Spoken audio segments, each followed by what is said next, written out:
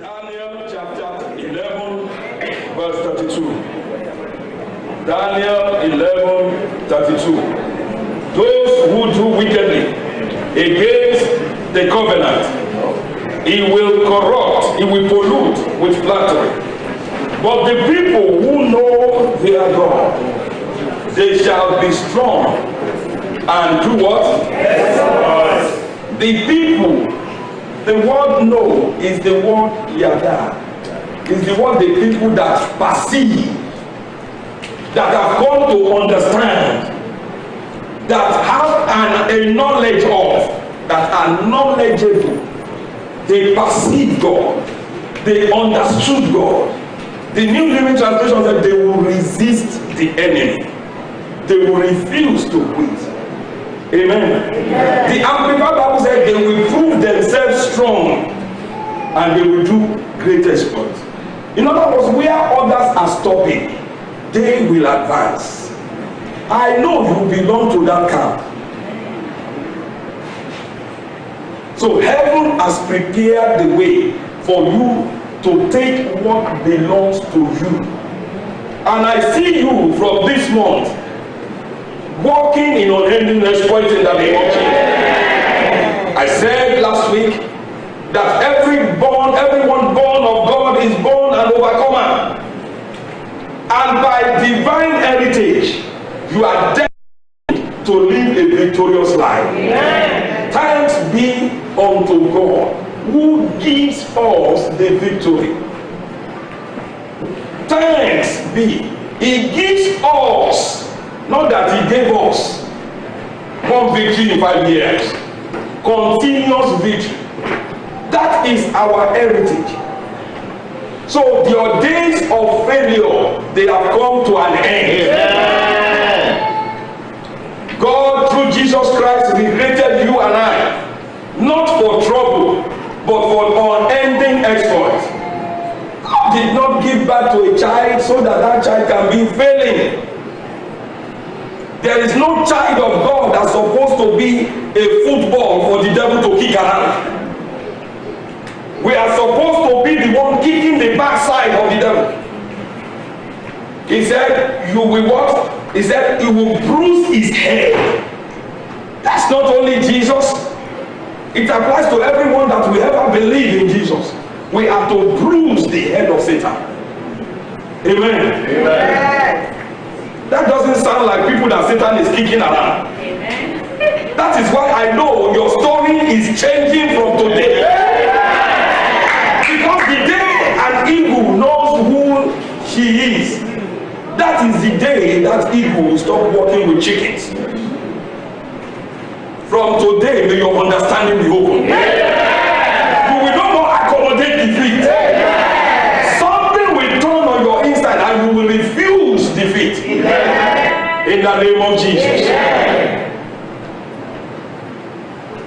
We also said it takes power, dunamis, to carry out exploits, whether small or great. Exploits are not spiritual accidents, neither are they biological accidents. They are, he said, working out your salvation. Another translation said, validate your sonship. You work it out. Amen. Amen. It's time to work it out. Amen. Somebody say, I'm working out my salvation. I'm going to be all that Christ died to make me. Deuteronomy chapter 8 verse 18 said, thou shalt remember the Lord thy God, for it is he that gives you dunamis, power to be successful. That's what the New Living Translation said. It said God gives power to succeed. It doesn't matter what the endeavor is. Without God, there is no success.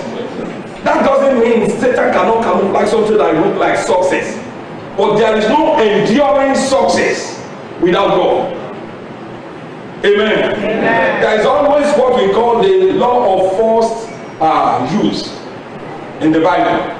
And the first place the word success was mentioned in the Bible was in Joshua 1:8, when God was speaking to Joshua, after the death of Moses.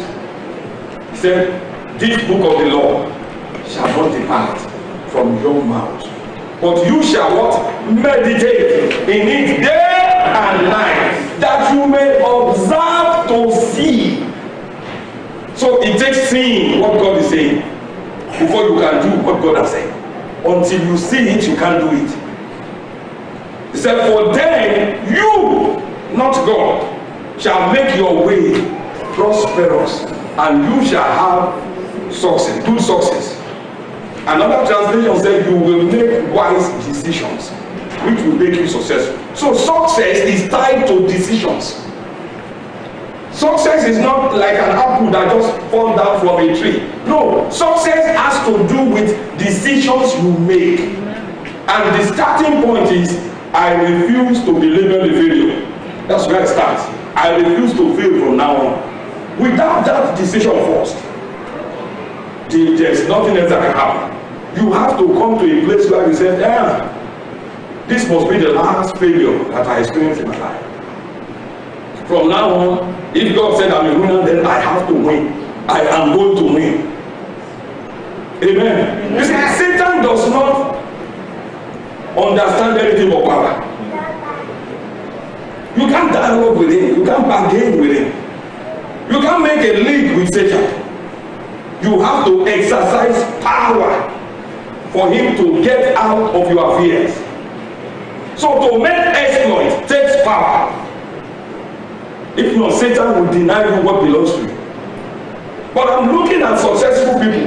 Amen. I'm looking at God, people that God has brought to this nation to be movers and shakers of this nation. Amen. I'm looking at your second and third generation in this nation. Amen. I'm seeing MPs. Amen. I'm seeing mayors. Amen. I'm seeing premiers. I'm seeing the prime minister from your second and third generation. When Obama's father started what he started, you know what he started. He never knew that that child will change history for life. But even though it was not there, but thank God for a mother that cares. The success of President Obama is to his mother and his grandparents. They raised him with the mentality that you are not, even though the color of your skin may look like the other ones, you are not one of them. You are meant for the palace. They refuse to accommodate the mentality that he's a slave. His ancestors were slaves. Yeah. They raised him to be a leader. Every stage of his life, they push him towards leadership. Whether at the high school, at the university, he was always organizing. He was always at the top. Not playing around. And when the season set, because we live in seasons. If you meet Wednesday, go get the CD of last Wednesday. Please, I beg you, go to the history of church, go get the CD. Because if you miss your season, it may take, in some cases for Moses, it took for another 40 years before the season set again. He missed the first season, acted without instruction, and it cost him 40 years before God put all the elements again together. But thank God he didn't miss it, because the Israelites will have remained in bondage maybe another 40 years. Go get the CD. It's your season, no? And you will not miss it. When the season says, the man, something stirred in him, and he said, he called the book The Audacity of Hope. The boldness of hope. I was one of the people, I was working in Chicago at the Northwestern University as a nurse there. The day he announced, I would laugh at him. Guess what? People like Reverend Jackson have tried it. They wouldn't get it. This first time senator. But the season was set for a black man to rule America. He sensed the season. the audacity of hope. If the time was set, because even Chris Rock in the movie was president. That's because everything was pointing to the same time for a black man to rule the nation of America. He says it and put himself on the line. Yes, people laughed at him. But because all his life, all the preparations, all the courses he has been taking, all the trainings his grandparents and mom subjected him to, everything came together. The way to dress, he dresses well. His pants were not sagging. He had no earrings piercing his ears, 4, 5, 6 of them. They are prepared him for the palace. When he stepped out, people look at him and say, yeah, I can call this one my president. Yeah. So why not? He looks like decent enough. He looks decent enough. Everything came together because it was not his eloquence. Somebody born by somebody from Africa, and he stepped into that office, and he did well. Compared with other presidents, he did well. Why am I saying this? Let's understand. Let's be like the sons of Issachar. Let's understand the times and what we need to do to step in. It's time for your lifting in this nation. Unending exploit will bring you to the limelight. So begin to prepare that when I get to the limelight, that's not the time to begin to. When the thief comes to your house and wants to take all your goods, it's not the time to say, wait, thief, wait, let me go to the gym and begin to pull up weight. No, you should have been pulling up weight before. If it's to learn how to fire a gun, you should have been doing that before. It's not when the text come and say, I don't know how to, I don't even have a gun. Let me quickly go buy a gun. Don't be like the foolish virgins. Yes. Be prepared. Yes. That's why God sent me to be talking about this. For us to be prepared. Because when the season sets, if you are not ready, it's gone.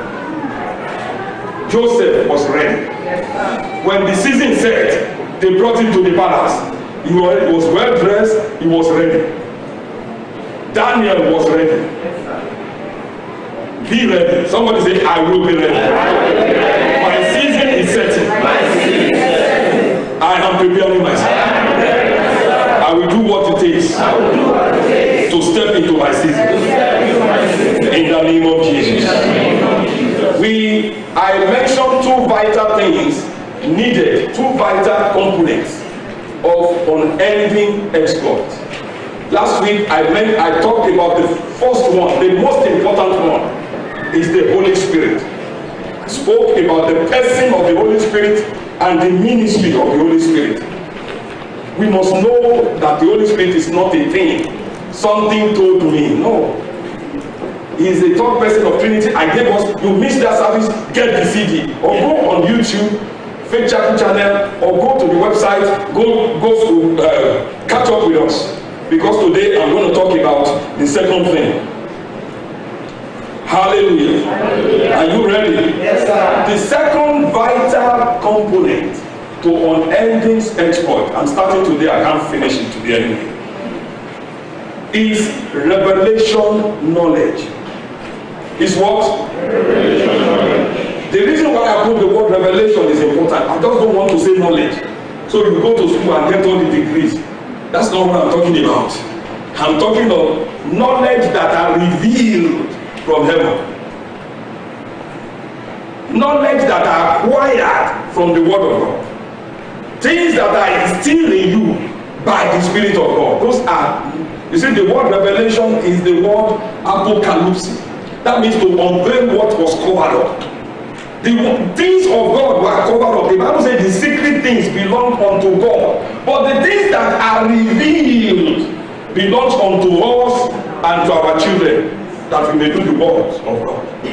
God is in the business of revealing secret things. And until those things are revealed, life remains a mystery. What separated Moses from the other children of Israel was the revealed knowledge of God. For the Bible says he made his way known to Moses. He made it known to him. So he could part the Red Sea. He could bring water from the rock, and all his brother, his sister, and all the children of Israel, all they can do is clap for him and say, Moses, oh, you are a leader. He made his way. Moses knew something. God even said, with him I speak mouth to mouth. So we are talking about to have unending exploits. You need to know the things of God. Knowledge of our covenant rights and privileges is a vital requirement in the school of exploit. The fact that you have received Jesus Christ as your Lord, you have some rights. There are privileges that have accrued to you. But until you know those things and make and avail yourself of them, that means take hold of them. Salvation is he said the child is not different from a slave, even though he's the master of all. Galatians chapter 4 verse 1. He's the master, he owns everything, but because he's a baby, he's not different from a servant. And the Bible said he's under tutors until he grows up and knows that, okay, this is my father's business, this is what to do, this is, we have this here, we have lands here, we have buildings here. And many Christians are like that. We remain babies. They got born again 13 years ago, 20 years ago, but they are still spiritual babies because they are still feeding on milk. Pastor, I have heard they pray for me. Hey, when did you get born again 15 years ago? And you still need pastor to pray for you. When are you going to start praying for other people? When you got born again 50 years after? Or even in the natural, that will be a child of embarrassment. A 13-year-old baby. Mommy, I'm hungry. Feed me. And then you feed. Bag me. Bag you at 13 years old. Which bag will they put you? If that mother tries it, her bag will break. Amen. Because they grow tall nowadays. And they grow big. Do you know there are Christians like that in the spirit?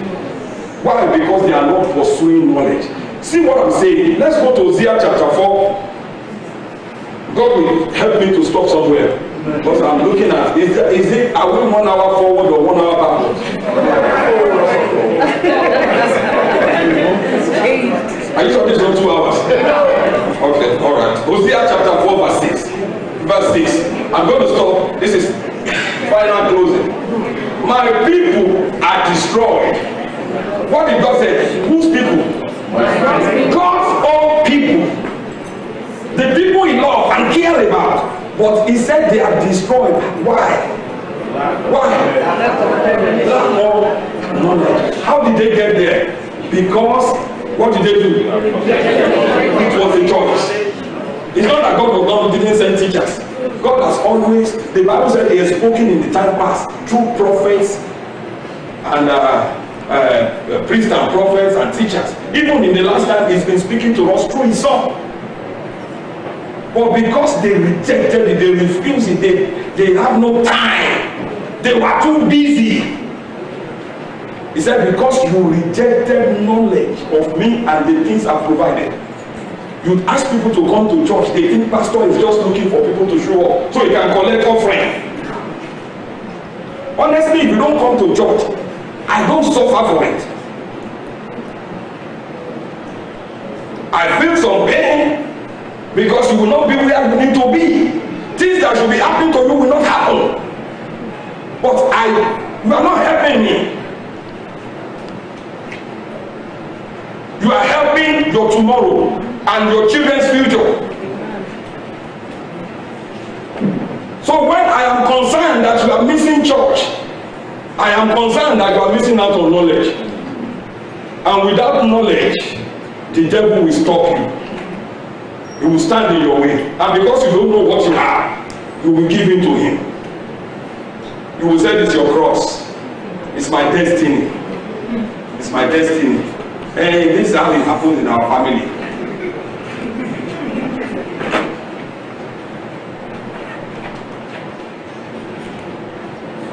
understand this. Hallelujah.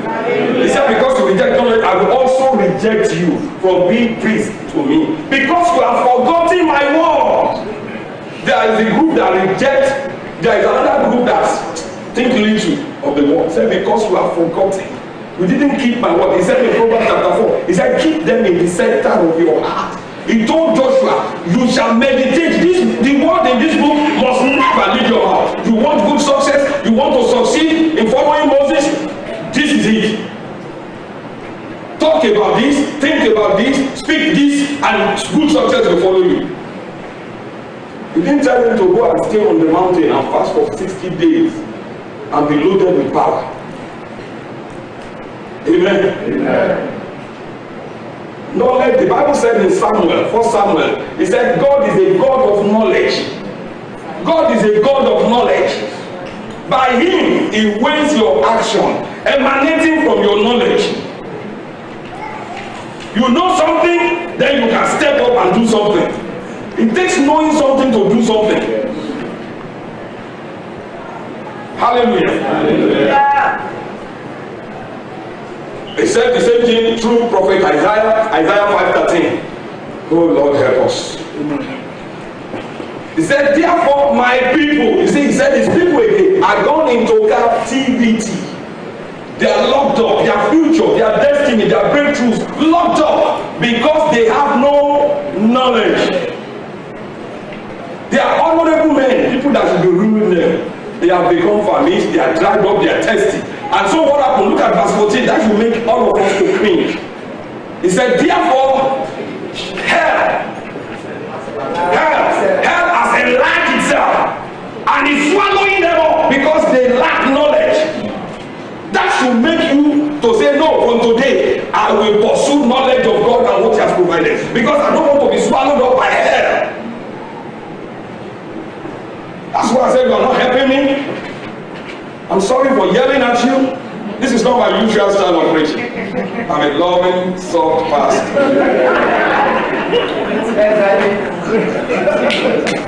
And if you are watching online, I don't yell at people. Because my daughter will say, Daddy, why are you yelling? I'm not yelling, I love you.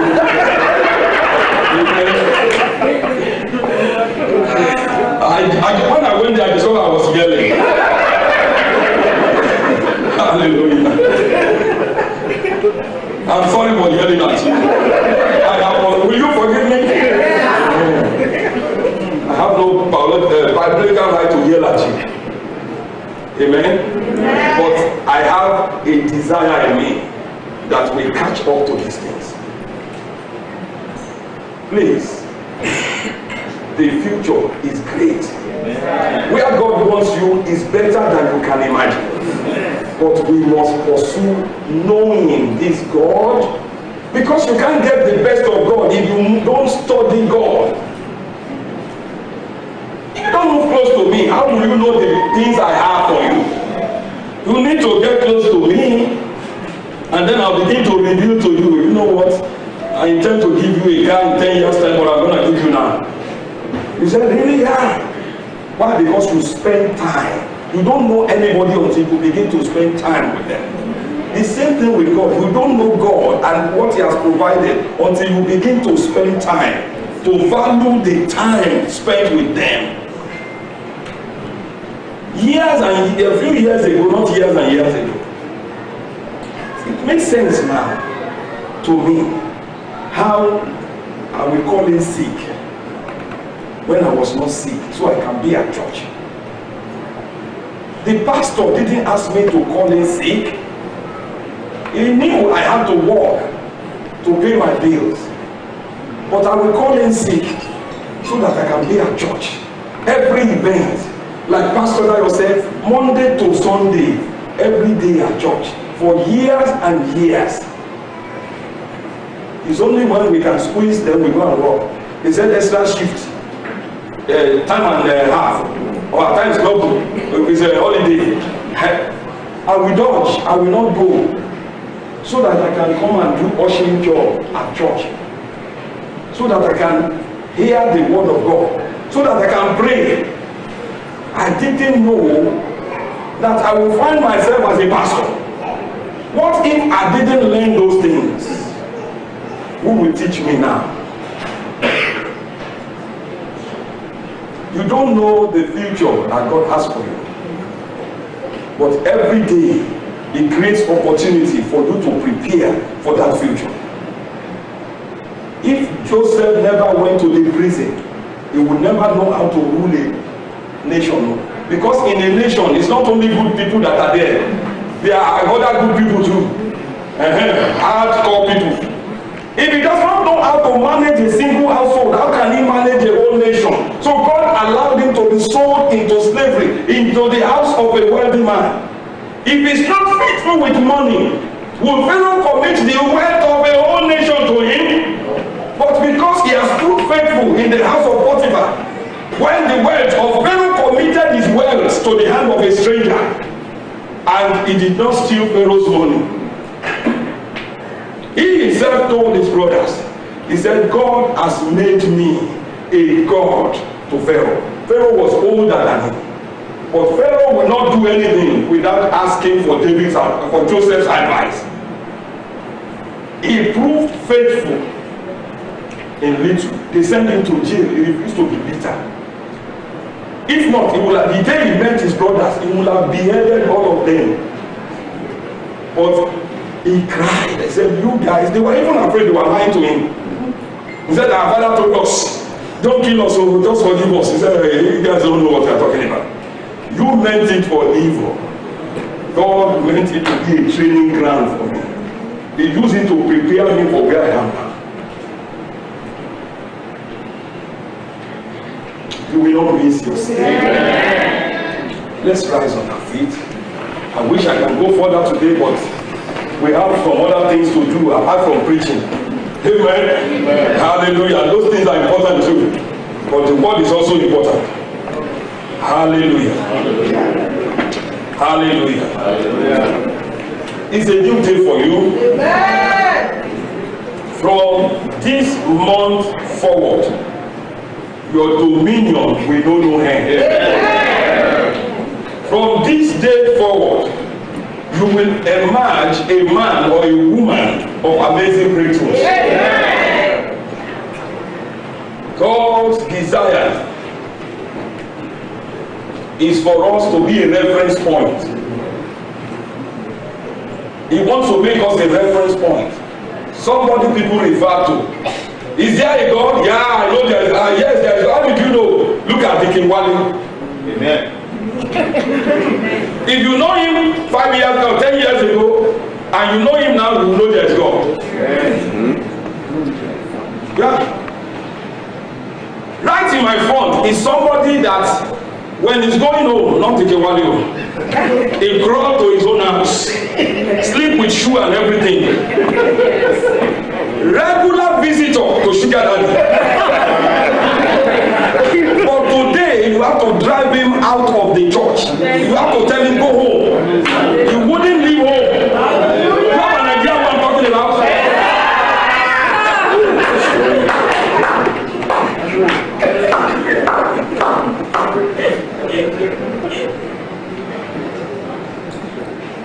That's why he sends me.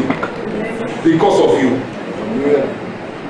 So that you can step up to where you need to be. So that people can know there is God by seeing the transformations in your life. If you came into this church as a millionaire, then what has that? What has? Can you say? You say I already have it before I came.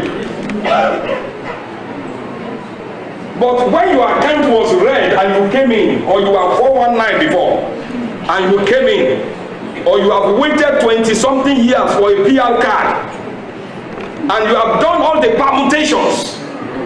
One of my sons, he even did marriage, he did everything, student visa, everything. There's nothing he did. His record was very long, and none of them worked. It even started to affect his real marriage now. They said this marriage, there's no proof that it's not like the other one. And they said he had to leave. He had to leave this nation. He had to leave. And we look at the record, and by divine inspiration, we said, son, leave. If there is a God, he will wipe the record and you will come back. That looks like, even me that was saying it, I was saying, Lord, I hope I didn't miss you. Because the wife is here, I'm asking the husband to leave. What if he doesn't come back? Why can't he go underground? But I knew within me, that is God speaking. And 3 years after, not because it took God 3 years, it took man 3 years to come in alignment with God. He came back as a permanent resident. How the record was wiped off. So if for anybody to tell me there is no God or God doesn't do miracle, all I have to do is point to him. I'll just say, can you see that young man? Let him tell you his story. That will prove there is a God. Came back and is doing well now. Amen. Amen. God wants to prove himself through your situation. That's why you have it. For he said no trial will come your way except that which you can handle. But with every trial will make a way of escape. Lift up your hand and say, Lord, open my eyes to see the way of escape. I desire unending exploit. Use me as a reference point to show your power and your goodness in the committee of nations. Turn my situation around.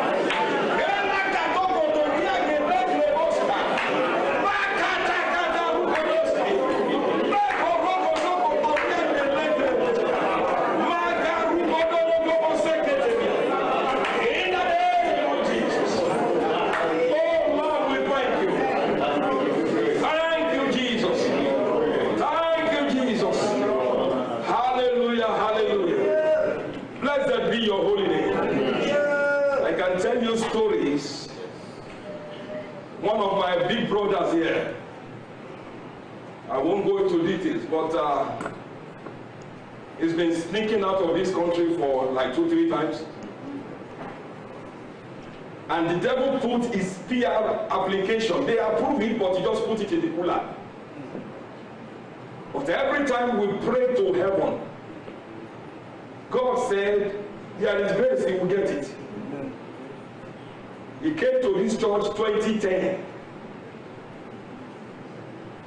And late last year, I believe, he got a call. And the immigration officer started harassing him. Where are you? Don't you know you're supposed to have a meeting with us? Where have you been? We've written you. You're supposed to be here. I said, I didn't see any letter. I said, okay, where are you now? I said, go to place. Okay, can you go to our office now? And he started calling me. Because when immigration said, come, you better let somebody know you are going there. But unfortunately, I was in the court. And you know in the court, you don't use phone. They said the judge must not hear your phone, so we have to mute it. And by the time I was done to talk to him, it was a different story. He said, I got there. They said, bring all your documents, all your particulars. Everything will be right here, and will come. And when he get there, he said, they told him, yeah, you've been here before. Sign here, you have landed. He was afraid that maybe the discover he has left the time. That's why they are calling him. And he's doing well today. Amen. He's doing well. You are next. I said, you see, my desire is to see you get there. Honestly, you can give me money, but it will not bring that fulfillment and satisfaction.